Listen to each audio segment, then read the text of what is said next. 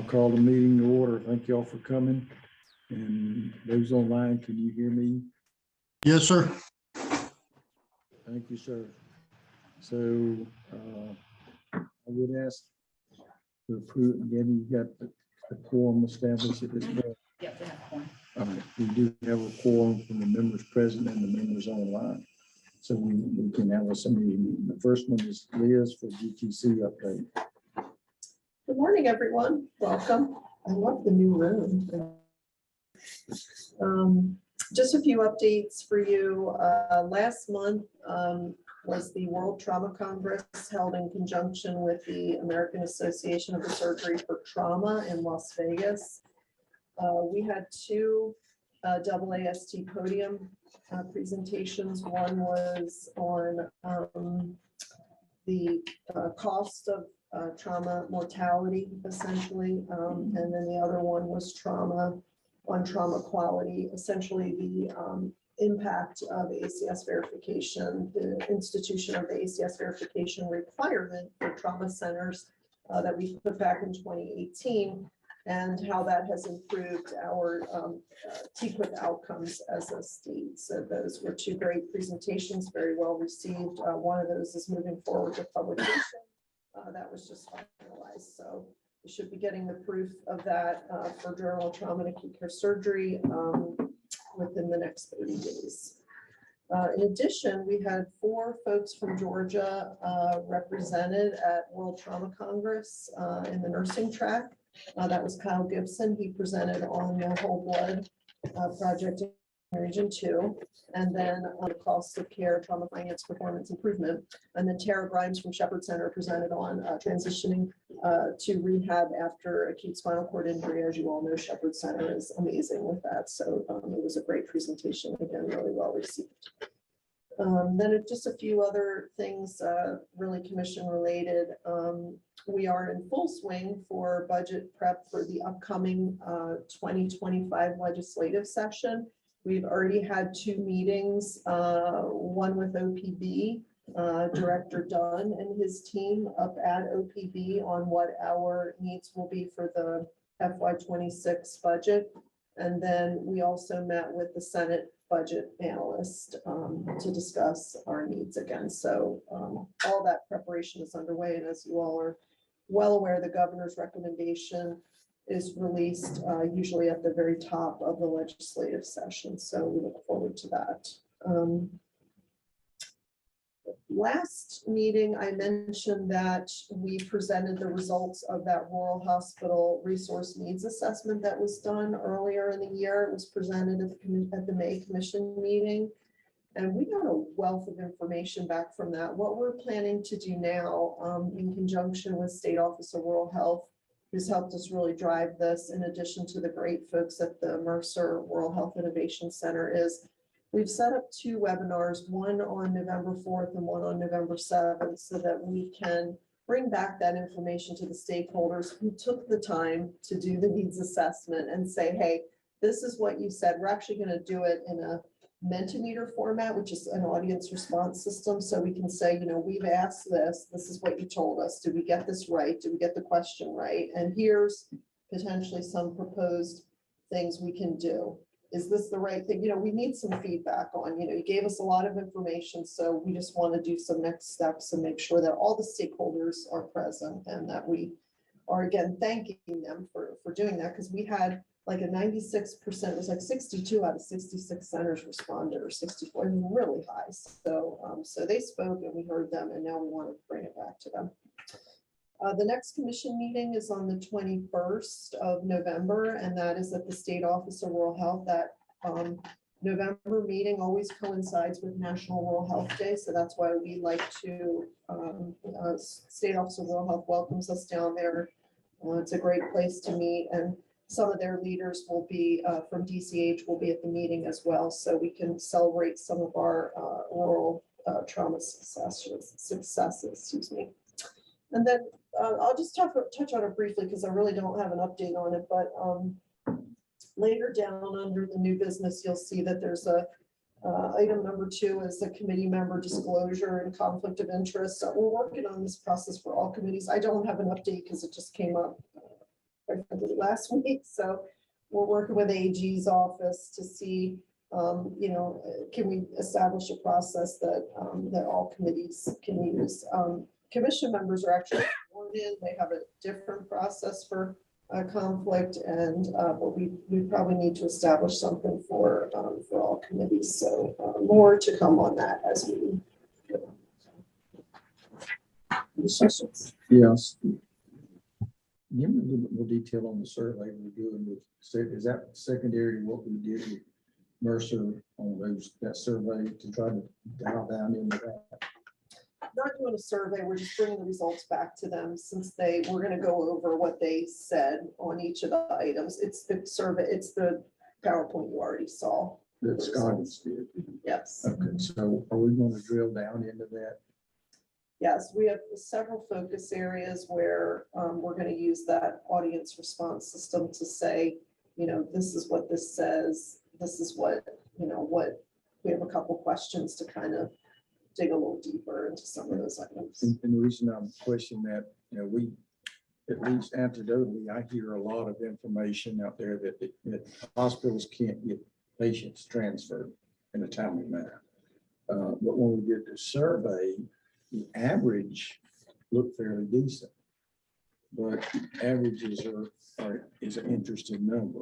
If you had that kind of skews the data, we didn't have really ranges from the different hospitals in that report.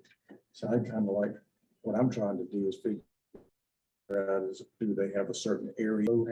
Senator Hatchett sponsored that legislation last year that it didn't work out because the budget passed, but the bill didn't.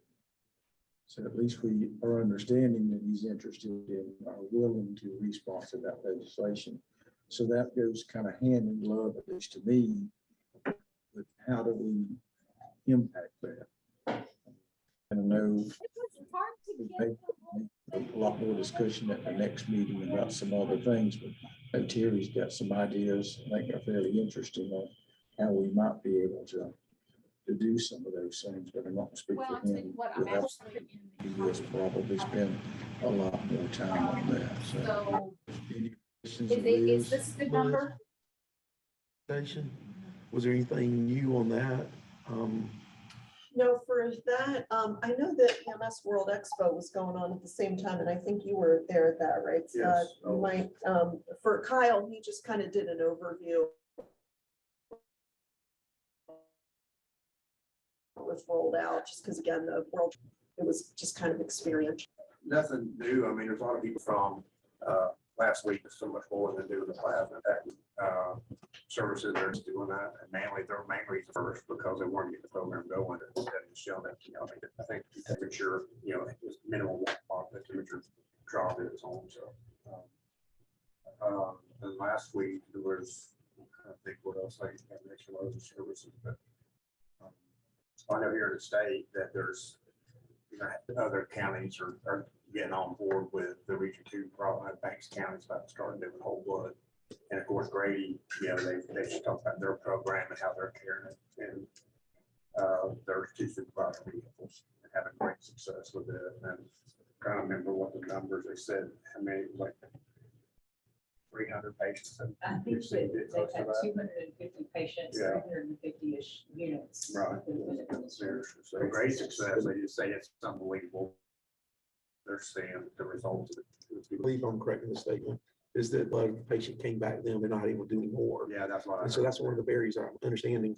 I think Grady's got a different dynamic just because it's the hospital and the ambulance service. I don't know exactly what they're doing, but it's unfortunate that barrier is the cost of the blood. So because it's so expensive. That may be something we look into. Recording in progress. Meeting with various members of the congressional delegation about their. Come up here because the folks online will not be able to hear you. Just going to give you an update that Chad and I are meeting with various members of the congressional delegation having to do with the barriers that we're facing with CMS on the reimbursement on blood products. So I can give you some more information about that probably after this week, because we've actually got one conference call this week to address some of that. Okay, could y'all hear her?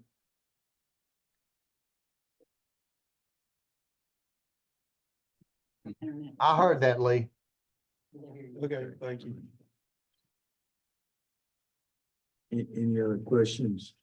You know, one of the things I would like to at least investigate, to me, the Montana program for whole blood is workable in rural Georgia. I don't know that we will ever work out because of the sparse population and the difficulties of keeping the blood and actually getting blood. Jamal has reached back out to me, the gentleman who talked about drones.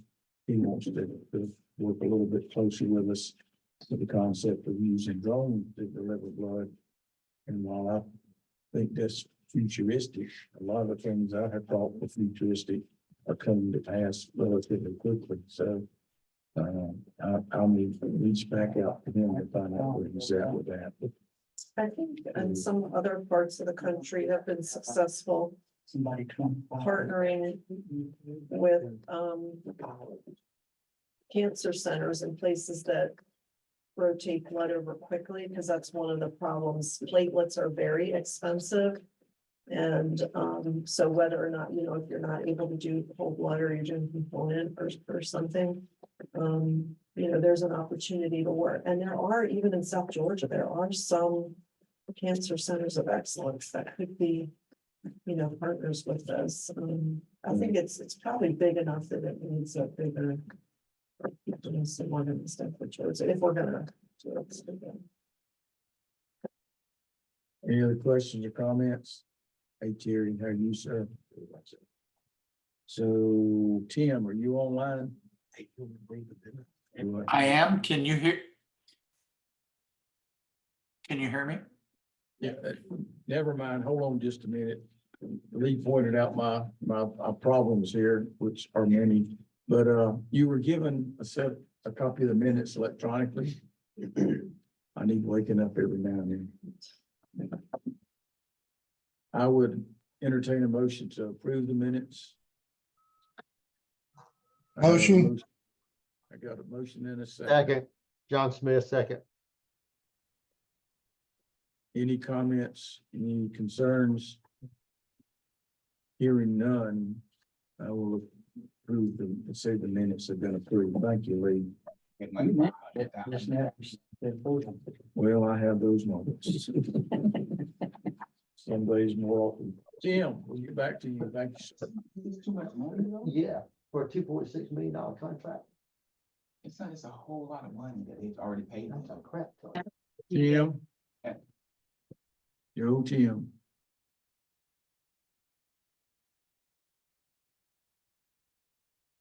Like you're still on mute. Are you muted? Okay, can you hear me now? Absolutely. Thank you, sir. Okay. So I'm getting a little feedback here. I've got two connections. I'm trying to figure out how to solve that. Okay. Can you hear me now? I can. Okay. That's better. So here are our first quarter support deliverables. As you can see, when you look down through these lists, they're fairly common kinds of interactions that we have, various problems and issues that the agencies need help with. So, and it's pretty much across the state.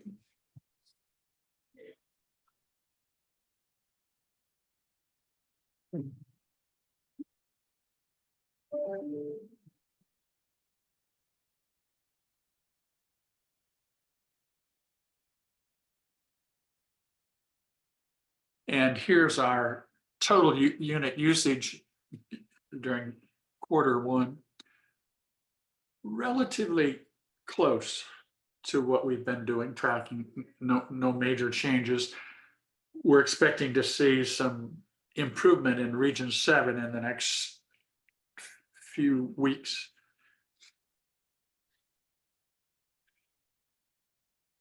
And is our current counties without AVLS?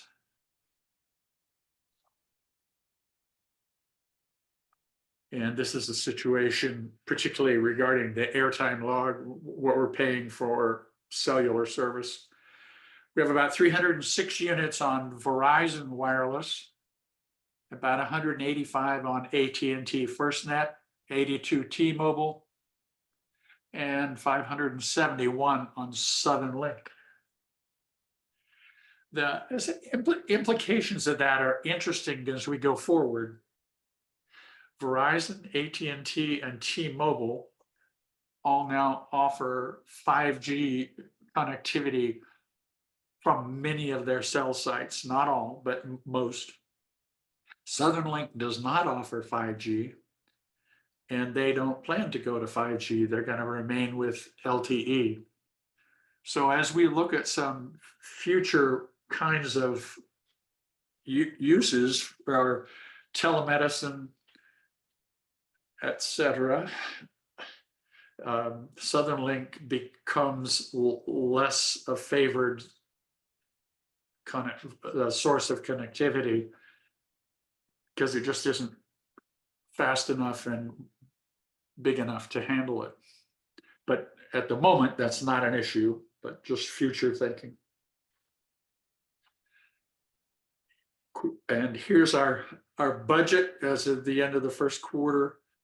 Remember, we had money budgeted last year and we carried it over on this same purchase order this year. And we're down to about 68,000 at the end of the first quarter.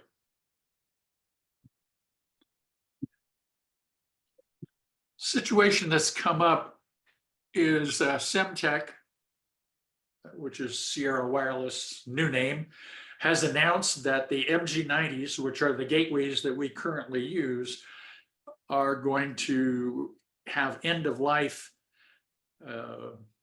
You see the situation there. Last time buy for MG90s will be 30 June 2025. That's the last time we can order them. And the last ones will ship 31 December 2025. We can continue to use the ones that we have, and you'll see that they will provide product support and maintenance through basically through 2030. So the units that we have will be able to continue to use. However, when we go to replace one after July of next year, we're going to need to replace it with something else.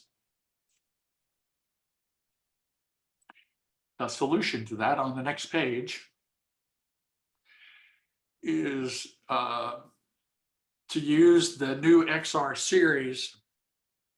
The folks from Sierra Wireless came to a meeting last year and did a little demonstration there. But here's what we see now.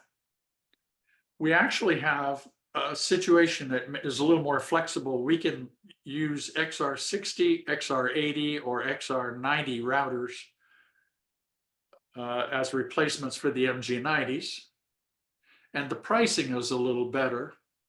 We're paying about $2,189 for every 8 MG90. And you see XR60s we can get for $1,288. The XR90, which is the full power comparable to our MG90 Plus, is about the same cost as the MG90, a little bit more, but not much. But we now have a lot of units across the state that could easily use XR60s and or XR80s. So we can save a little money on equipment. What's the difference in them, Jim? Obviously, it's the capabilities. I'm sorry? What is the different capabilities between the 3 versions? Well, the XR60 is a single radio. It's a somewhat similar to the MP70 that we're using in a few places around the state right now. It's just as powerful, except it's a single unit. The XR80 is also single, but it's to radio, but it has greater power. And the XR90 is a dual radio and has every feature and whistle and bell that they have, most of which we don't use. Or I've got sheets I can send you that have the specifics, and we're working on a comparison of putting all three of them side by side so we can do an actual use case analysis for every one of our agencies to see what's the best unit for them going forward. We haven't quite got that ready, but I'll be able to send it to you soon. So these will be available January? Is that one here? July of next year. July. Okay. Tim, how long I before mean, they they decide? are available now, but we're not planning on replacing any with these, except in the case we want to try some experiments, we can do that. So if a service has got MG90s and they have one fail or something, and you buy one of these new ones, is there compatibility? That won't cause any issues? It's not compatible on the AMN yet. It will be sometime in the first half of next year. They're guaranteed before by July, but we're looking at first quarter, hopefully. Well, when you get that spec sheet that explains the capabilities of those, you send that to the committee so we can start looking at that. Yeah, Tim, I on the definitely will bottom, do that. you have listed that they're not doing tracking, asset tracking. When is that gonna be resolved, do you know? The asset tracking right now, we are using predominantly for the temperature probes and looking at using that for blood and drugs. And the problem is that currently the XRs don't have that capability. We're talking with them about adding that capability to the XRs. We were able to get them to put the system on the AMM, which they hadn't planned on doing initially. So we're hoping we'll also get them to put this tracking system on there so that we can use with the temperature RFID probes. So would it help if we have a lot of providers that are looking at using that feature, would it help to kind of hint to them that may be a requirement? Oh, we definitely are making that statement. Okay. Yeah, because that would kind of be a deal breaker for us, I think. And that's an important piece of our puzzle. Yep.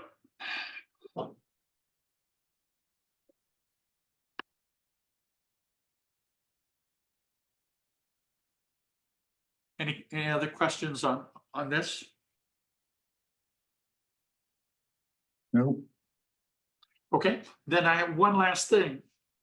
And that is, I'm running into a number of people in the field who are asking about the use case where they're having SUVs or pickups or even other apparatus that they dispatch an ALS response to an incident in that vehicle, not in an ambulance. They may have an ambulance that goes there for transport, but the ALS paramedic is going in another vehicle.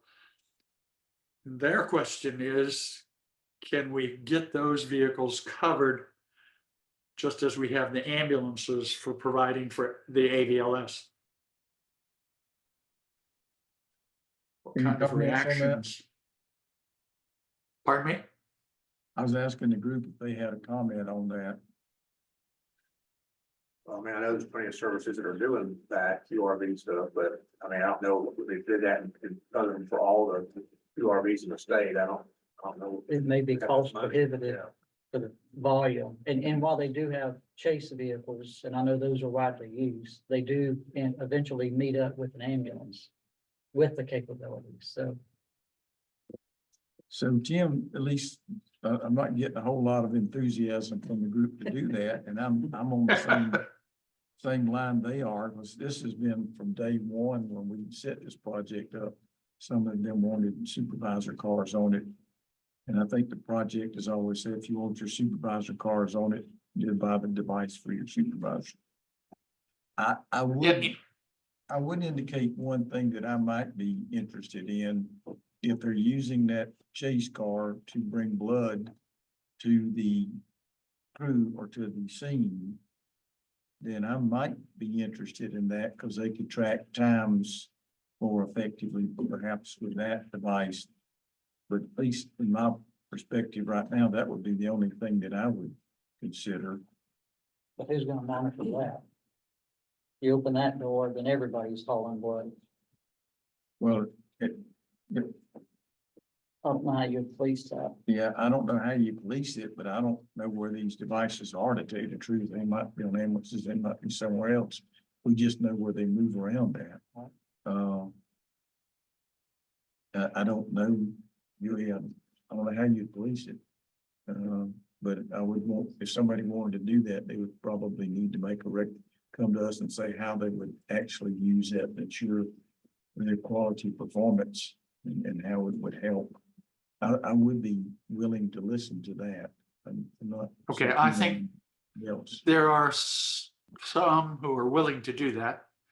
And they're making a distinction between a supervisor vehicle versus an ALS paramedic response vehicle. Even though it's not an ambulance. You haven't changed my opinion yet, but. Okay, I will dig some further with the particular cases, and we've got a couple of them coming up. You'll see some recommendations, I'm sure.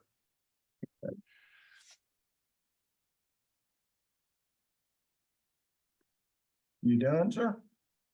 Yes, thank you. Anybody got a question for Tim? Okay, Jim's education report, Kim.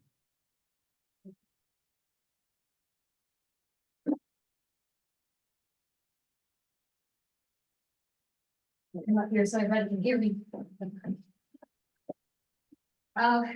Good morning, everybody. We're gonna talk a little bit about the classes that we have, things that we finished up for fiscal year 24, and then just a little bit about classes that we have coming up through the end of the calendar year. And come on, our slides as we run through the heat maps. Just let me know when it progresses, okay? Just one more. So, we have been working with Liz and staff on our heat maps and where our students are coming from. We did report on this also at our membership meeting at our GEMSA conference last week. So trying to get more of our members to understand some of the data points that we're collecting and some information that's coming out of this. I will go through every one of these, but you do see at the end of the graph on each one of the heat maps, you see the contact hours listed on the far right-hand side, and then the number of students beside that. So I can tell you that for each one of these, as we go through, we still have a couple of classes that are not incorporated into these maps, but we'll finish without those two classes, our contact hours for FY24 at 115,112 contact hours. And then if you can just go on through those, this is the EMS construction preparedness class. 4 of those classes were held. And there you see where the students came from across the state. The next one is the EMR EMT program.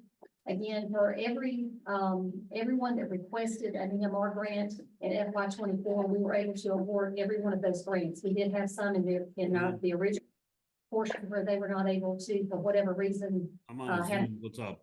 for some issues with the instructor. But we were able to go back and those grants again, if we had not able to make it during that fiscal year for whatever reason. So Um, Kim, the numbers there are the How long did it take? completed. Yes. those are the numbers 26.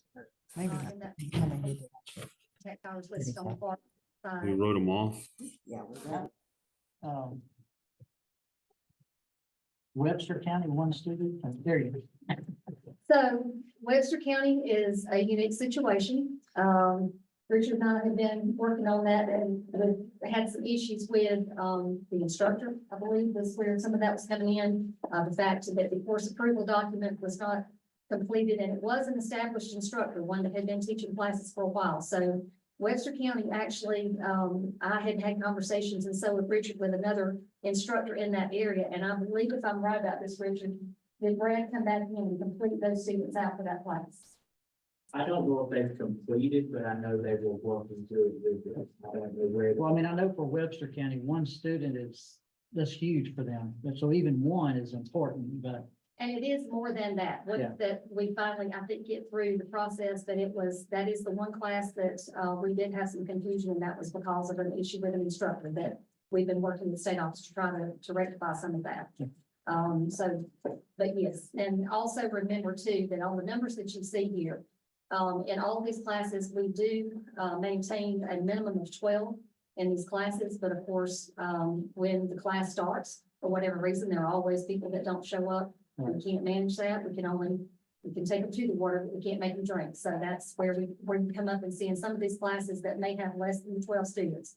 That's the situation. Gabby, I think the next page actually is also, So let me go back. So we agreed that they would be given the modular test. Are we doing that? Okay, thank you. and this is the heat map also for the EMR, EMT programs, across the state. Axioms of leadership, I think everyone's familiar with that class. 3 of those classes were held. Again, that location is set every year because there are certain facilities that we have to have because of the warrior station is actually what goes into that class, that not every location, would be set up to actually host that. But this is the Axioms participants, which you see there. Next one. The NAMT courses, and of course, we don't ask services to indicate which. They want to go to class, fill out the documents, and work with them if they don't have an instructor or a coordinator, whatever the issue may be, but we have to clear everything through NAMT for them to be set ready to do those classes. So these are the NAMT courses, and this is a range of AMLS, EPC, and PHTLS courses that have been conducted over FY '24. well, Doherty County, who's Doherty? So That's a pretty good turnout. it is, Doherty County is Sam Allen, but there's also a technical school there. Albany Tech is very, good about hosting regional classes. Right. And they have a reach outside of just Doherty County, so they do bring in a lot of students for those courses that they host there as well. Mhm. And you see the, of course, the maps there. And this is the TECC courses. Now, remember, we do have a number of TECC courses that are hosted, that are actually performed by the vetted instructors that we use within the association. We do have some regions also that participate in putting on their own TECC classes. At times, we do actually loan equipment out or resources to them, but we do have some of those areas, and our Region 5 conducts a lot of their own courses, and then some up in Region 3. But these are the courses that have been conducted under the grant funds for FY '24 with our vetted instructors. You said for Region 5, you said, I didn't say it was Region 5. Yeah, So Region 5. they're excluded from that heat map. They're not necessarily excluded if we actually do have a situation coming up for a class that's been requested in Region 5, that we have not done a class there before, but Rick Ellis, of course, being the education chair there and making, Rick has been involved and actually does some teaching with us as well. But he actually has a cadre of instructors that he uses within Region 5, and those numbers, because it's a different process that they go through. These are all in courses that actually our group of vetted instructors that we use just for, I think in this fiscal year, 12 TECC courses that were funded. So those other forces where they use it for all resources, those are excluded. Correct. Okay. Correct. So I'm gonna stop you here and ask you to, you got a call from the school shooting, the unfortunate school shooting at Cherokee Hospital, I think it was. Could you tell the group about that call? Yes, sir. Actually, I've received several phone calls about that. Barron County was one of the locations that we hosted a class in, during FY24.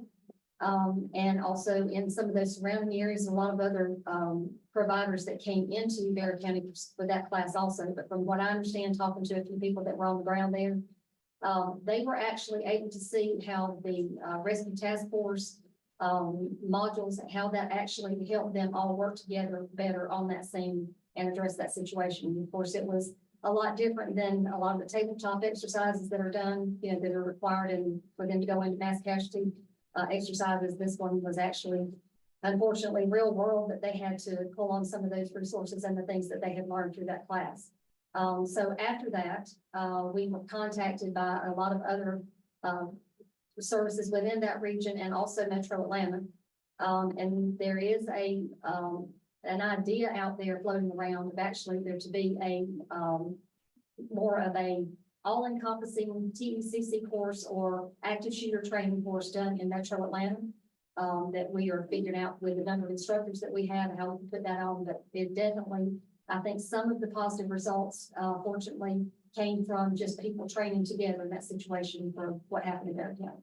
I think Chad's in a meeting today about some active shooter training there.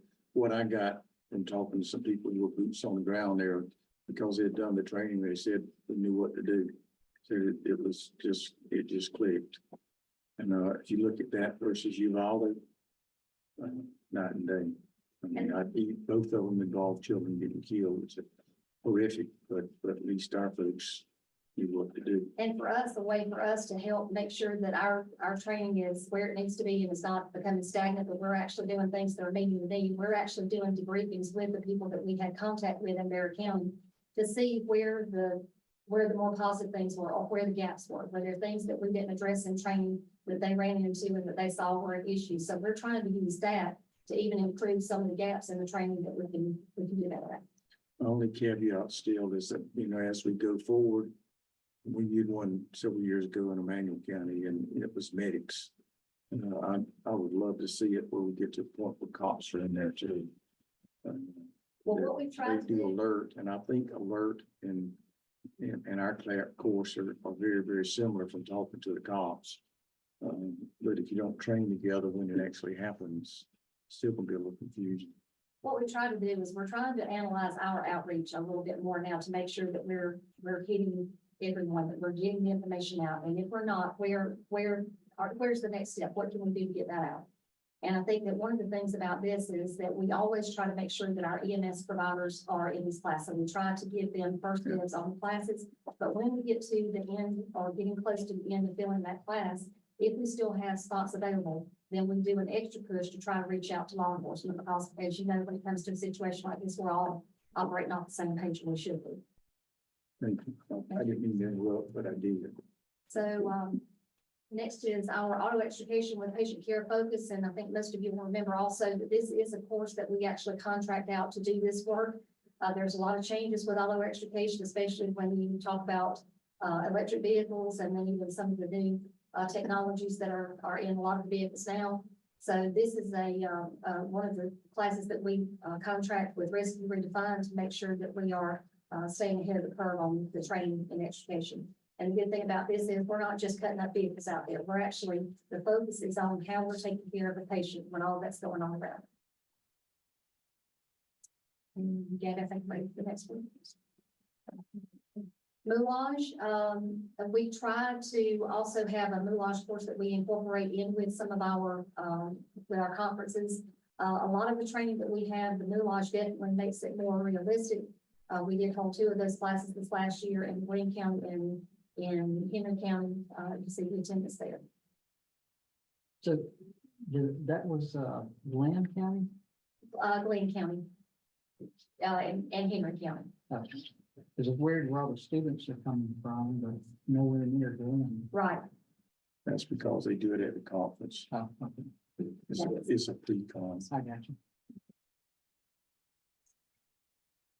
Next, intro to leadership course. This is actually the intro to leadership course is an initiative that was born out of Region 10, the directors and leadership conference that we are now in year 13 of. They've realized that we have people that are new in the profession, but that we need to be honing those leadership skills and trying to affect that culture change early on. So this was a course that's conducted that came out of that program. And the leadership program, the 4-week leadership class, we are in year 13 of that program. You do see one error that we made there. The Emmanuel County that's noted on the map, that actually should be Bullitt County. As you know, we have a partnership with Georgia Southern University, so module 1 and module 4 are always held in Statesboro. And then we have been in Floyd County and Harris County for module 2 and module 3 this last fiscal year. We do have more students in the course this year than we've ever had. That was because we had more applications this year than we've ever had. Felt like we would get to a point that we would start seeing those numbers possibly come down a little bit from the number of people that applied, but it's been just the opposite. We've had more. So we did increase it this time. And so having to back off a few of our other things just for some cost saving measures. But we are still at 100% participation in year 13 of that class. Also, year 14, the application process will start in December for a January 30th deadline for the FY25 class. I mean, how many applicants do they have? You say you don't have many 63, versus what? about 45 to 50 at the most for the prior years. One more quick question, Okay. going back, the intro to leadership class, can you elaborate on it a little bit? I'm not exactly familiar with what that is. That actually, when year 10, when the class met that year, which Chad actually was in year 10, we had several directors, program directors, mayor services, but we had a really big diverse group up here, like we try to have every year. But they brought up during the process of the year-long class, I think it was during module 2, that they saw how many new people, younger people were coming into the profession, but really they kind of, for lack of a better way to put it, wander aimlessly a little bit, trying to figure out exactly what their place is or how they advance, how they move up. And so addressing some of those things that tend to be issues for EMS, personnel issues, we're trying to get more information about that. So a lot of that curriculum that they developed for a 2-day class, so a lot different than the 4 weeks that we do, but for the 2-day class, they brought in some of those concepts like Patrice had a lot of things on civility and conflict resolution. So some of those kind of probably that are more low-hanging fruit, I guess a little bit, but some of those things that tend to be the first issues that you see when somebody come into a service that doesn't have a lot of background in leadership. So this is to really look at leadership theory to start off and figure out exactly what type of leader they are, but really start giving them information for them to be able to ask questions and figure out, how they can work better with their peers and how they can actually get more information on becoming a leader and what type of leader they want to be. It's kind of a condensed version of the 4-week class, just kind of taking some of the bigger whole, what you could cover in 2 days. Exactly. That's the best way to put it. Is That's what I thought, Yeah. I just wanted to ask you, so. It is. And we do bring in a lot of subject matter experts that we've used during the leadership program. We've used a lot of people that that are in the alumni group that want to give back to a program that they felt like they got a lot out of. So a lot of them have come back and talked about their own experiences, what their leadership journey was like a little bit, I guess, before they went through the program, and then how it changed for them after that. And it seems to turn on light bulbs for a lot of people that just kind of don't really know where they fit. Yeah, thank you. And these are just the totals you see, and you will see that number reflected in the total number of contact hours on the right. Again, that's missing, I think, 2 invoices that, again, closing out the end of the fiscal year that it may not be reflected in that. And then the only other thing, Mr. Chairman, that I wanted to give a quick update about is just some of the things that we have coming up that takes us through the end of the calendar year. We do have training going on in Region 9, Region 10, Region 8, Region 2, Region 5, and Region 6 in the months of November and December. We have a farm medic class on the 26th and 27th of October. That'll be in Region 9. We have our Axioms of Leadership class, the 28th, 29th, and 30th this month. Of course, that's in Region 10, and it is held at Hard Labor Creek. And that's one of the places that I told you that facility just meets the needs of everything for that course. November 1st, we have a trauma skills lab down in Region 8 in Colquitt County. November 1st and 2nd, we have training in Region 2, a TECC course in Raven County. That is a course also that we had started in some of those discussions, but it really kind of hit full force with everything that went on in Bear County. November 4th will be the last week of this year's leadership class, Module 4, and they will actually graduate on that Thursday night, I believe, November 7th. November 5th, we have our first mental health first aid course, and I believe that is in Lawrence County. So that's something new, obviously, this time that I'll be laying for some information about that and your feedback. We have a trauma skills lab in Columbia County, Region 6 on December 13th. And then, as I mentioned previously, our year 14 application process will start in December for the next year's leadership program. Mr. Chairman, I think that concludes my report, and I will happy to answer any questions anyone has. Any questions? Leave that slide up for just a second, because it dovetails into what I'm doing. Did the maps help you understand where the classes are being held? The maps didn't say where the classes are being held. The map said where the students came from. Yeah. So there are a couple of things in there that I'm gonna have to scratch my head about. Some in your region love certain classes, but not others. I'm not sure why, but.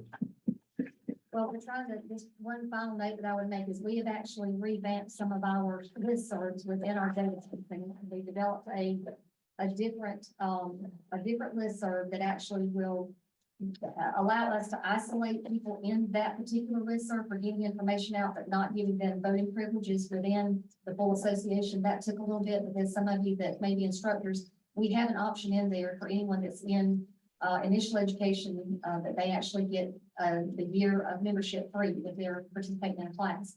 So we've tried to do the same thing with some of our notifications for a lot of the regions that may not be getting all the information that we're sending out on the training. Okay. So I'm gonna bring up one other thing before I move on. Two other things, actually. Richard and Lee, it might be interesting as we look, Kim said something that made my brain work for just that quick. About the number of people that are coming to the leadership class. It would be interesting to know what the turnover rate is in EMS leadership in Georgia. I don't know how easy that would be to do. That could be an MSAC project. I don't have a clue. It may be just as simple as over a 12-month period. Putting a check mark or asking the regional program folks, how many did you lose this year? At what level of leadership are you talking about? I'm actually talking about director leadership, but you may want to go one tier down below that, because as we lose leadership, it'd be interesting to know, one, how much we lose and how many years of experience. I'm sure, and I can make that a little bit easier and leave for at least one portion of that is that through the Alumni Association, I can tell you of the 300, and after we graduate this group of 33 there, that will be at somewhere around almost 400, 375, 400. I've got to look back at the number, but I can, through the Alumni Association, I can tell you of the people that have been in this program, how many are either still in that role or have moved into another role, because we do track that through one. Yeah, that would be nice to know. Okay. So one thing you didn't bring up that was some discussion last meeting is the PSAs.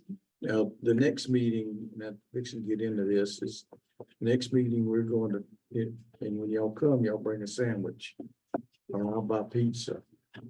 Okay, because once we get you in, I'm gonna lock the doors. Is this a January meeting? I think so. It's the next meeting. You gotta go on vacation then, right, Lee? If you were, you are. I thought this was lunch right here. That's not prophylactic. I'm ready to eat one of these in a minute. I started to eat one before I got in, but anyway, So the next meeting, it's a huge issue. We can do it sometime in December. My big issue is that we wait until the end of the year to determine our funding. And then they have to scramble to get a contract. And then there's always issues. So what I would like us to do is in our next meeting, go home and look at this. Here's your homework. Take this back to your regional councils and say, okay, here's what we've been doing. All right, I know that Crystal's been working with the RTACs, so I want that to come back. And if anybody else wants to come back and talk about what we're gonna fund for training in 2025, or it'll be 2026. 26, I had what we're gonna fund for 2026. I hope at the end of that meeting, we know what it is. Now, will we know exactly how many classes of each? Maybe not, but we know what it is. We know what our priorities are. So once we get that done, they can actually start working on the contract. And when we get our numbers as far as money, then we can fill in the rest of the blanks. Or we may, at that meeting, say, these are the percentages we want. We want 60% of the money to go here, whatever. But I want us to get it to the point, and I want us to give Jim some. This is what we want to teach. What we've done to me, I've done, it's my fault, is ask them to give a proposal, then we beat it up. Okay, so I want us to give them this is what we want you to teach. Can you teach it? How much will it cost? And then we vote on it. Is that fair? Do we have the needs assessments? The needs assessments are due at the beginning of March, but we're gonna start collecting responses in November. So I should have at least annually some information about what our tax want. Yeah, we need it before the next meeting. Or we Sure don't thing. do what? It's a sure thing. If Well, I just think that's what we need to base it on. I'm saying if the makes a decision. I hope to have all the information we need. I hope. I think y'all will have a pretty good idea. So is that reasonable? Is it? I don't necessarily need. From the need assessment. The educational needs assessment is deliverable by the coordinators, and that's due at the beginning of March. We are going to start collecting responses by November. We should have a smart sheet link that's sent out. We're going to certainly lean on this committee heavily to help us have a lot of responses to that survey this year. But the coordinators are not required to turn in their full report until March. Okay. But we should have responses that we can have a general idea about the additional classes that we get requested every year. Burn classes, pediatric trauma, right, guys, that's consistent. Those are the top three things. And when are you wanting to meet? What do what? When did you want to meet? As far as I'm concerned, we'll meet in our next meeting. Which is? January. You have to vote on it today Yeah. on your next meeting. Well, I mean, I'm just trying to Get your think schedule out. of all the regions having their council meetings between now and then, that meeting. Theoretically, that's 3 months away and they should all meet. Am I saying something crazy? It's basically the last meeting of the year. Most of Yeah, this month is next week is our last meeting, then we won't meet again until the end of January. Well, if you, For our meeting. if you bring this to them, and the bottom line is take it to them and say, hey, think about it, give me a call before our next meeting. I'll have to send it out. We just had our meeting like 3 or 4 last, the one meeting until January. If I send it out by email. Well, theoretically, you will meet before us if it's a 3-month deal. Let's look at the dates and see start. Any questions on that? Now that I've got y'all mad at me. I don't know that, because the RTAC coordinator contract says that it's due in March, Yes, so. if we're not done, I mean, there's a lot of work going into those Yeah. right now. And for that not to be due till March, and we're gonna make decisions in January, I mean, Well, we don't, let me just back up a second here. Other than this year, which has some unique challenges to it, the contract has been out the door June 1st.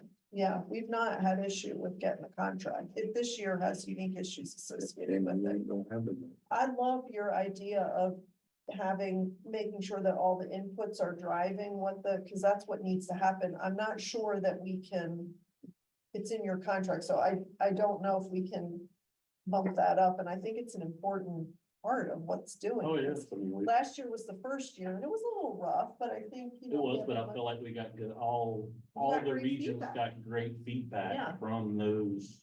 And you're gonna have your chairs and coordinators meeting in person at the February. February At the meeting. February. So like, we've got a lot of great momentum. I just don't wanna. But I love earlier, we love earlier than later, like that's music to our ears, but somehow we need to make sure that that feedback gets incorporated. Could we have your January meeting and then have I think we could work now to try to push it up a little bit. But maybe have like a off separate meeting to address education, so it's the only thing on the agenda. But not, January is probably it's gonna be too soon, because you're coming up on the holidays, like immediately, yeah. I feel like that's too soon. What's the holiday? It's things that other people take off for, not us. Okay. You don't get into it. Liz, do y'all have the date in February for that chair and coordinator meeting? February Uh, 20th? I think, I remember hearing we were doing that. Lately. I think it's February 20th. The 19th is I just wanna make sure GCPD. I have it on my. February 20th is the coordinator. So when do y'all have the deliverables for the education piece? March 1st is when that's due. March The 1st. goal is the coordinators and chairs will finalize what our proposal is at our meeting in February. Yeah, we could do. Yeah, we could do something. I want that information. It's important to get it. It's important to get everybody's information and what they want and what drives us improving trauma. So, but the next meeting, we will discuss this, bring back what you want. And then we may have a special call meeting that will be nothing but the education piece. I won't sway one way or the other, but I do want to get, I don't want them to feel like we're cutting them out, because we're not. There's been a lot of work into it, so it's going to be valuable for us. Okay, so the January meeting, we will discuss this, but I won't lock the doors. Okay. Any questions about that? All right, old business EMS equipment grant. Can we, Liz wants a motion. you just, if you looked at the last minutes, Lee's motion to approve, let's just approve the whole FY25 jump, so because your motion, the meeting prior, you just approved the buckets of money. Then the last meeting, you just approved moving the mental health course money So you want us to somewhere else. So approve can the you just column? approve the whole thing so we Yeah. can have it in the minutes that it's approved? Make a motion to, someone make a motion to approve She's putting it up. the contract amounts for the education budget. So move, John Smith. Thanks, John. Got a motion? Well, hang on. Got a second? So Sorry, we got. No, No, you're good. I just wanted to look at Does that it. I include the- trying to remember everything. and that included the reallocation we had voted on. For the, yeah, out of the PSA into the mental health. So was the cost for the mental health course still 4166? I remember that being a topic last time. I thought we moved, because wasn't it 1500? Yeah, I think in the minutes you said that was going back to 14 or something there. Before it was like. Right, but the cost, I think, in the brochure was 1500. So can we, is there a discrepancy between that, what was in the literature that we shared with the group and what the cost per course is? It was 1500 on the That doesn't information. include any of the staff signing the registration that I think it did. would require somebody to be there to handle the alcohol. We can't put a class out there that we don't. You know, we're actually not, you know, coordinate. Okay. She's saying they need to hire people to do that. So while you're perusing that or thinking about that, you had a meeting last week. So I've called together a small group, and it's me and Terry and Pete to look at the issues that were discussed last meeting about contractual arrangements. So we met last week and determined some things that we think we need to ask some more questions of Jim's. And we are setting up a meeting with the Jim's board and Kim to go over those questions. But one of the things that's in the contract says that they will provide receipts or invoices for all of these expenditures. So as you look at those and think, well, that might be too much for that class, they will be providing the invoices and we pay by the invoice. What are we doing? What are we talking about? All right, any questions? So just while we're on that one, on the mental health, Yes, sir. how much did y'all say the course costs? I think we ended up at the Gabby's last got the meeting. breakdown.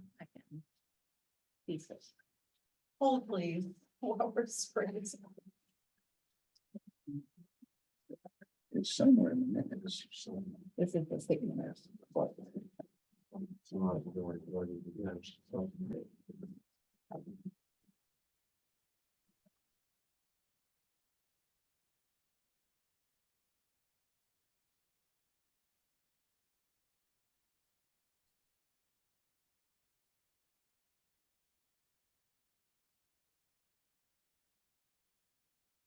So Kim, at the last meeting, they had the brochure for this course.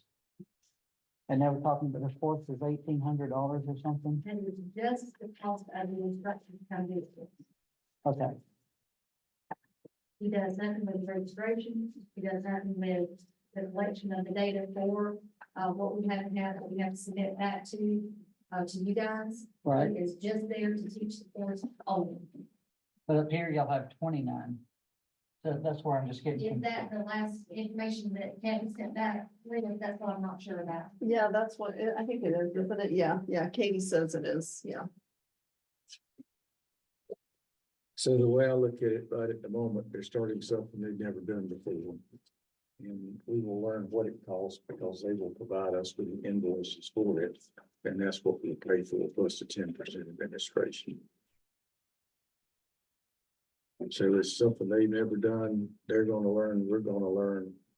And that's the way I'm looking at it. And you will, and just like every year, you have an opportunity to reallocate. So what, the committee will have to vote on that. So once the expenses come in. Let's see.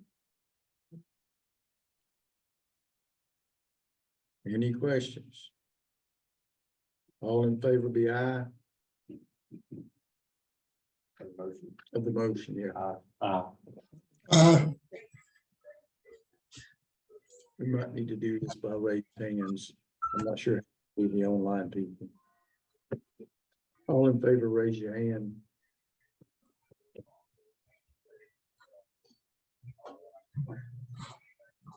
I'm not sure. Raise your hand online. You could say any names. on Yeah, that? just type in. If you Affirmative. An A. All against, same sign. Let me do it this way. Is there anybody against the motion? Okay, I declare that the motion passes. One abstention. One abstention. I'm- Two abstentions. Pete and Hugh.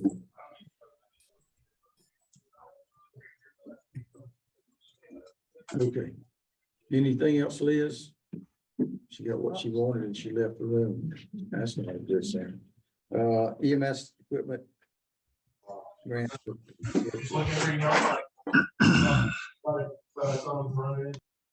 Got the report out of that was on the equipment grant items that have been approved in the past. Yeah. We felt like removing the UTV. And then if somebody has a request for it, which I believe they will, this time they put it in, just not have that a blanket. This group has to approve this. So this was just brought forward, and then removing the washing machine.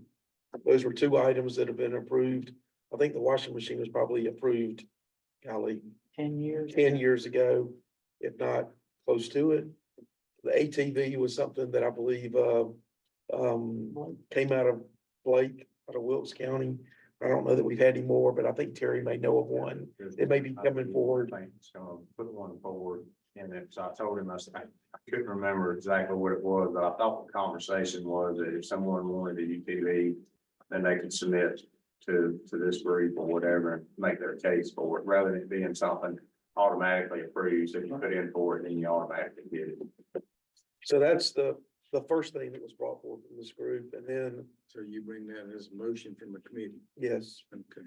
Any questions about that? Go ahead, list the two that you've taken out, the ATV and what? it's actually a UTV. I'm not sure there's a big difference.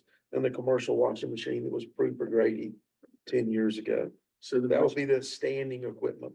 that's from the motion from the committee is to remove those two from the standing list of equipment that will be approved without question.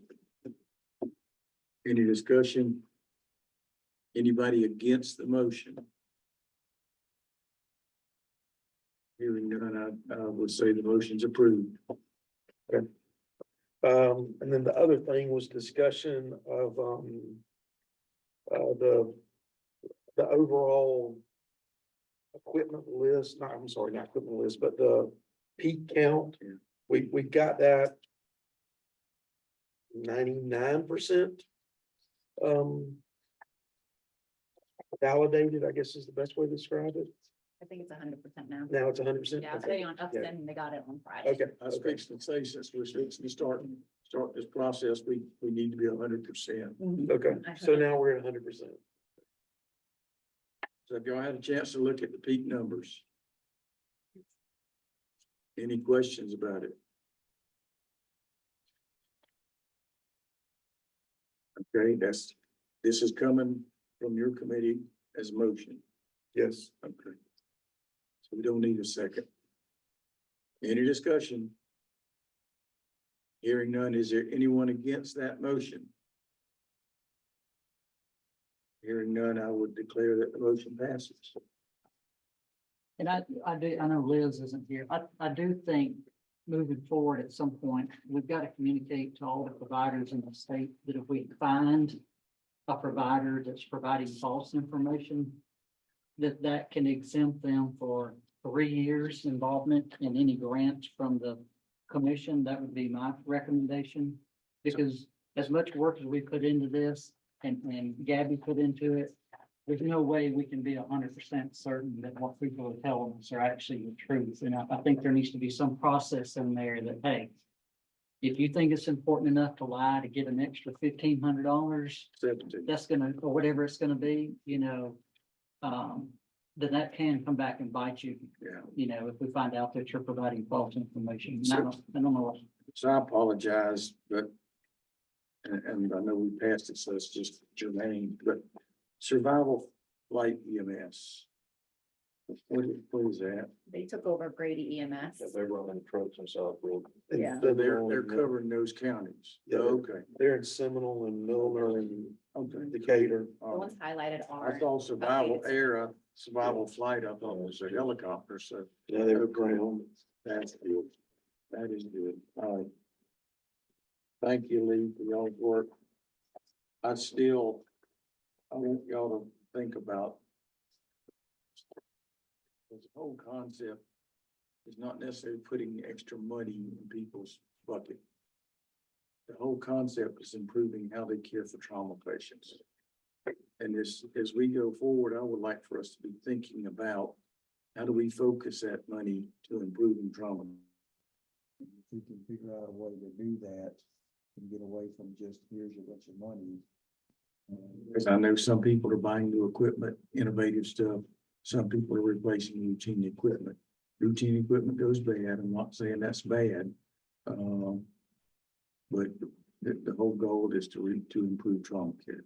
Well, we have discussed that, and Crystal was good enough to get some pricing, even though I had to get my magnifying glass out.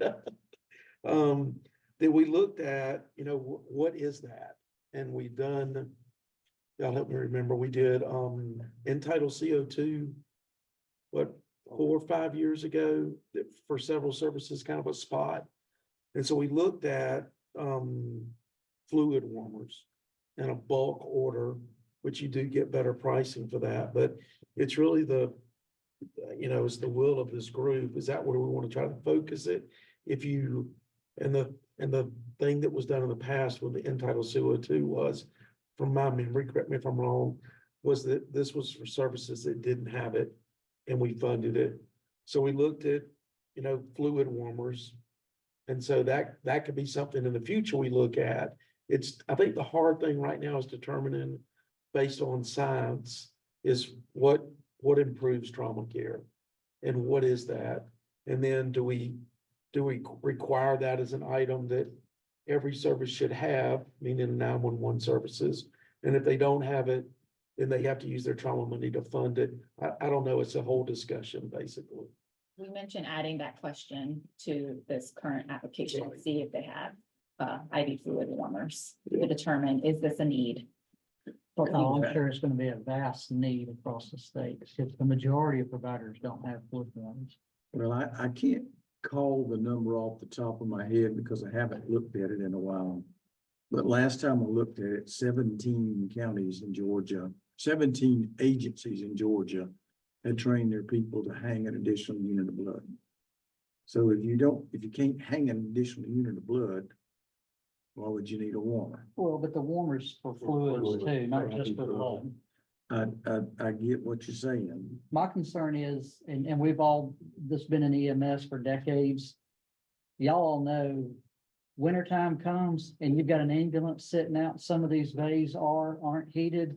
And you've got an ambulance sitting out there that's 35 degrees, and you go out on a trauma call and you're throwing a bag of 35-degree IV fluids in somebody. It's not a good outcome. But we use a soft sack, which is a warmer. Correct. And you don't have to set it up. I mean, your fluids are already warm and pull out and use them. I invented hypothermia here years ago when I started an IV. And it wouldn't run, and I couldn't figure it out. I did everything I was trained to. Was a tourniquet off, is the arm straight, is the tube. When I got to the point where the tubing kinked, I realized the fluids had frozen in the tube. So at that point, we started putting heaters in our ambulances. But that's not the norm across the state or across the country as far as fluid. Yeah, but when we talk about the fluid warmers as a committee, that's what we were talking about, was the bag, all saying and things like that, not a tubing warmer. I think we ought to ask that question, and we ought to ask it, if they can tell us how they use it. I'm not sure how easy that would be, Andy, but if we could do that. But I absolutely agree, because we're harming patients. When we have a trauma patient, we start cold fluids on our cold blood. That's not good practice. And raising the hood and laying them on the breather en route to the scene does not warm them up adequately. Now you watch them the age. But it's also in context too, because if you're not running 24-hour shifts and the trucks are staying warm and the fluids are staying warm, it's the context of the question too, as well, because on a truck in a 24-hour shift, they run 2 calls. And they're, Courtney, like you said, they're getting cold. That's a different context. So talk to me just a minute. When you're running your truck, what's the temperature in the back of your truck? I can tell you exactly, looking off the thermometer. Okay, what is the temperature? I don't know, pick a truck. I can look at it and tell you. Well, give me a range. Where I'm coming Room from, temperature. yeah, room temperature 70 degrees, Right. body temperature is 98.6. Right. So if you're giving them 70-degree fluids, you're cooling them down. The fluids need to be warmer than that. Because if you're not, you give them cold fluid. Okay. Fair enough. And that's where, I'll be honest with you, for years, I thought the whole idea of whole blood in Atlanta is crazy. And Chad Black has convinced me that it works. That is very important. And there's the numbers he's given me. Like this may try to get him to come to the next meeting and talk about it, because they've done good work there. And we need to be trying to get that type of work out. So, Well, the need's there, so we just need to. yeah. And I would love to go back and say, if you don't have a salt sack in every truck, now here's what they're gonna come back on. I left the soft sack on and it killed my battery. We had a little bit of that issue, but they just need to plug them in. That's why you have shorelines. So, Okay, I don't have much on March, Pauls. We have been planning on meeting sometime last month. We had a little issue. I went on vacation, came back to a hurricane. But Kyle and I have been in discussions about getting those videos done. And then I think, Crystal, I think we may have enough money to start buying some equipment for either RTAX or somebody else to do training. If they will commit to picking up that heavy duty stuff and carrying it. Okay, let's see here. Any other old business that you got? Crystal has something. Uh-oh. That's good. It's good stuff. Oh, good. It's great. So we've had our first EMT program complete all of the exit exams. This was for the med ed prep testing. So I just wanted to give you guys a little example about the type of data that we're going to be able to get from that program. So I know you can't read this, but I'm happy to send it out in a Zoomable form. So we created 5 different module exams, EMS operations, airway respiration, ventilation, medical trauma, and special patients, and then a final exam. So this is just an example of the types of data points that we're looking at, 350 different outcomes that are measured across the questions. So for this one, this is our airway exam, and you can see kind of the average score. And then in the box in the right upper corner, it goes through every single component of, it's just a screenshot, yeah, you just have to go scroll that. But every different component that's assessed in questions for airway. So pediatric patients, upper airway obstructions, upper airway diseases, and we can really start to drill down in what's not being covered in a program or what the students don't understand in the program. Gabby, we go to the next one. So this was the final exam. And again, we kind of zoomed in the one with the yellow dot on it, the bar, that's chest trauma, which seems to be the lowest performing. And so we can look in the box to the right upper corner and go, okay, what part of chest trauma do they not understand? Is it hemothorax, rib fractures, pneumos, et cetera? And there's, I think, there's 15 different points just under chest trauma that we can see what is it that's not exactly being understood. Right. So we can also look at the classes, just a broad, these are all of the different scores that were obtained from this class just on our exit exams. Of course, the instructors have the option to make as many additional exams as they would like. These are just the ones that are required by our program.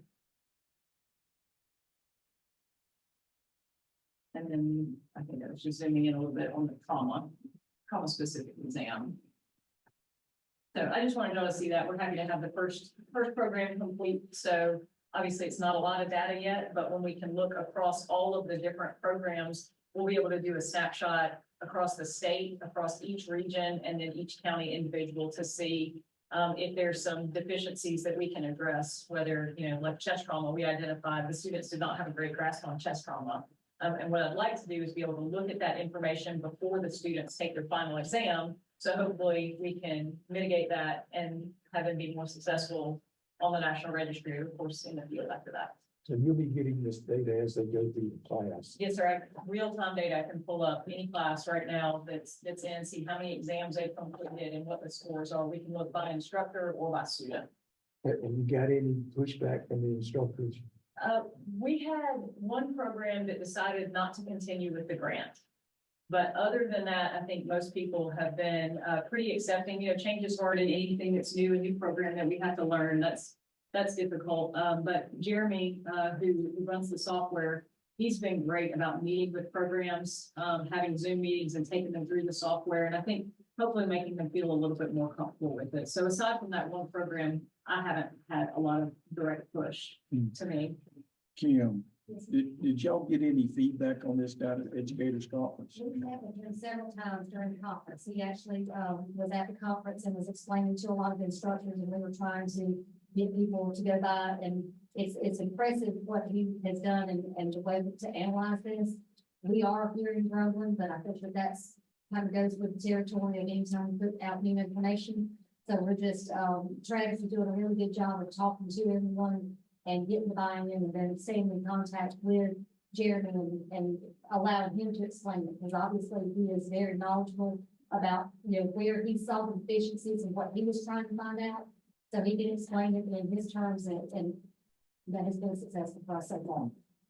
I think it's awesome. That's Yeah. incredible information that really pinpoints where the issues are. Yeah, and I don't know, outside of National Registry, who else would have access to this amount of information that we're gonna be able to get? I mean, if there's 55 grant funded programs this year, we're gonna have a ton of information Yeah. about what initial education looks like in the state. That's gonna be a massive repository that we can work with the state office and see what do we do with it. I think the first year is our fact finding year. Yeah. I think it really makes an impact with the next wave of initial education classes. That point, I think the first big problem with that is that too, where we run into the problems is when they don't understand what the data is being used for, when they don't get feedback from it. So as long as we're communicating to them, how this will make things easier for them, what they're getting out of it, I think it'll be a lot easier, but I think it's the unknown right now, people that have had pushback. Well, and what instrument, Travis and I talked about this at the conference, not really reading the emails a whole lot. And the instructors have access to all this information as well. So what a great way to review your exam with your students when you can look at and go, chest trauma is a problem for us. Let's talk about that. This is not information that's being withheld from the instructors. They have access to it. We want them to use it. Because like you said, Courtney, at the beginning, the goal was to increase our success rates. Hopefully the instructors are. And I don't know what any instructor that wouldn't want something like this to help them with their success rates. I think the perception, like Kim was discussing, the perception of not knowing what we're going to be doing with this information. And Jeremy and I are saying this over and over again. It's just to make everybody better. None of this is punitive. We just want to figure out how to make EMS education better across the state. And the bottom line is, if you can see it, particularly as they're going into the class, you can fix it before they fail at doing it. Right. That's exactly right. Yeah. Is anybody else doing this or is this? So there are people across the country that the instructors buy a subscription to this software, but I don't know of a broad program like we have that we're gonna be able to watch all of the different programs, all the grant funded programs across the state. So I think we're gonna be in a unique situation. I think we've got a good baseline of pass rates. Yeah. And as we hopefully will watch that go up, I think that'll be a way to prove our investment. Oh, yeah. Because the more folks that we get, particularly in the small counties, and what you see in small counties, if they have a high failure rate, that has a pushback effect on other students wanting to get in. Because they say, well, so-and-so can't pass it, I don't even want to take it. Well, and it's the small rural counties that could not afford this on their own. And the fact that it's coming through this group is funding all this. Jeremy's working to develop a number of other pre-course tests that I think might be really helpful for the instructors, like a reading comprehension exam, that when students come into our program, I know that's something I hear from instructors consistently, is the reading level of our students continues to go down, the reading comprehension, yes, I'm sure you that as well. So if we know that up front, doesn't mean that they're not going to be our student in our program, but we can offer additional resources and try and help that student with their learning style so that they can be successful. But if you don't find that out to the 4th and 5th exam, the student's likely already failing at that point. So what depth does Thank the goodness for instructors teachers. have? So I'm saying they can see the full I depth said, of thank their goodness classes. for teacher unions. All this drill down into this data like that. Can they see their students compared to the others in the state, or is it just pretty much their classes? That's a great question, and I'll find an answer to it. I think right now they can just see their specific program and averages for the entire state. I don't know that they can compare it to their region or other programs. Terry, I think that's also about, that little question that came up when I was sitting down talking to Jeremy. I think there's a way we look at averages, but it does not give specifics. I don't think that any of those programs that are located close to them will have to compare that. I think it's a great tool for the instructors. I think it's going to be. We're going to get a ton of information out of this. Thank you for bringing a snapshot for us to look at. And I'll continue to do that every meeting. We should Yeah, have that more might be a information. standing item on our agenda. Thank you. Let's see, meeting dates. Do you have that? Mhm.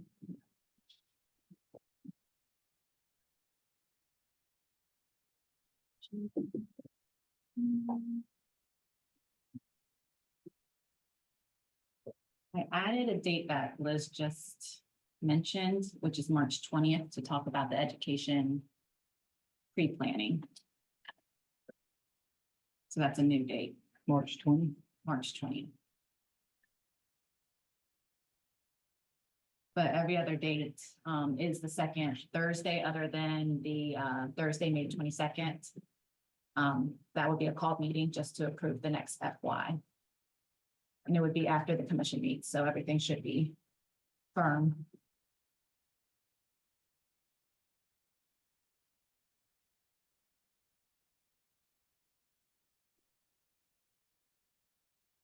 You want to make a motion? The only question I have is, do you want to look at the July 5th one? I mean, that following a holiday? Maybe that's a tough one for people. It would be tough to make it, be silly to try to make it. I think. Yeah, I mean, that's the only one I had a question. That's a good question. So there's, looking at the objectives on there, is that something that you would look at for him? That you're trying to get everything mapped out leading into next year, but I see reviewing fiscal year funding and all like in the April meeting, is that wording that you would put in there for that? Well, and, yeah. That date, yeah. Yeah. So the March 20th meeting, I think we'll probably some of that stuff in the April meeting, we may try to pick up. I think we can fine tune that going forward, but the big thing I want out of our schedule now is that we get all of our work done and that we're not waiting to the last minute and Jimson doesn't have to worry about, if we're gonna sign the contract, their program can go forward without any bumps. We get the information that we need to make sure we feel comfortable with everything. And we stay out of bumps in the road.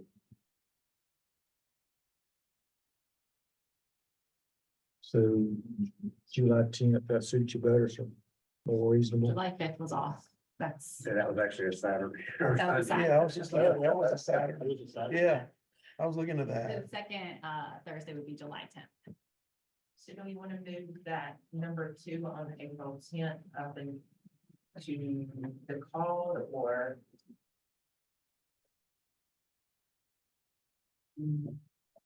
Because that's the part you want to move up. Is that correct? What I want to move up to the March 20th is the educational discussion. Because you should have your information, gives y'all plenty of time to get back to your councils and say, what do you want? Is that reasonable? That number 2 will have to move together. But then that would be all funding priorities, right? It wouldn't be just education. Do you want all funding to be discussed? Or just Yeah. he education. wants all. In all honesty, education is the big piece. ABLS tends to be pretty straightforward. And what we have done in the past is we fund those 2 programs and then in the grant, equipment grant comes, is the residual. Am I saying anything strange yet?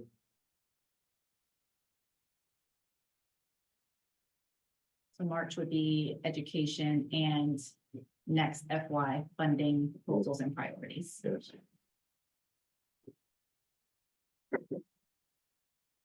I would entertain a motion to approve that. So moved. I was beginning to say, is it that tough? I'll second it. Second. Further discussion. Y'all go back and look at this too. And if you find it, we got a trauma symposium, it's one of those things, then we'll adjust that. But we need to adjust it as far out as we can to make it spannable for everybody. Having heard no objections, I declare that the motion passes. I think Liz talked a little bit about the committee members disclosing, something that we're gonna do across the board for all the committees and all the subcommittees that are part of the Trauma Commission. We, as members of the Trauma Commission, I think it's the Secretary of State's website, we go in January and declare what we do and don't do and how this sort of thing works out. But we will probably develop our own form. I don't know that we have the opportunity for y'all to use the Secretary of State site. And I don't know that we have the ability to look at everything we usually do, the Office of EMS site. Because the only people who would be able to do that are EMS people, and it's an emergency, if they could do that, so. And the 206 education pre-planning is what I've already talked about.